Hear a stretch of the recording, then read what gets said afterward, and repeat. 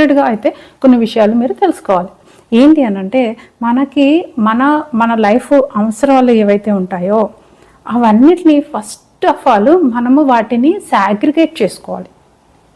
ఆ విషయం ఎవరికి తెలియదండి. అన్నీ ఒకటే అనుకుంటాము. అన్ని సమస్యలు ఒకలాగే కనిపిస్తాయి మనకి లైఫ్లో. మార్నింగ్ నుంచి నైట్ వరకు జరిగేవన్నీ కూడా ఒకటే ప్యాటర్న్లో ఉంటాయి. అవన్నీ మన లైఫే అనుకుంటాము. అయితే ఇక్కడ సమస్యలను ముందుగా మనము డివైడ్ చేసుకోవాలి. సమస్యలని కాదు, ఏదైనా సరే లైఫ్లో ఒక ఈవెంట్, అచీవ్మెంట్ లేదా ఒక టార్గెట్ ఏదైనా సరే దాన్ని మనం సాగ్రిగేట్ చేసుకోవాలి. ఫస్ట్ థింగ్ డివైడ్ చేసుకోవాలి.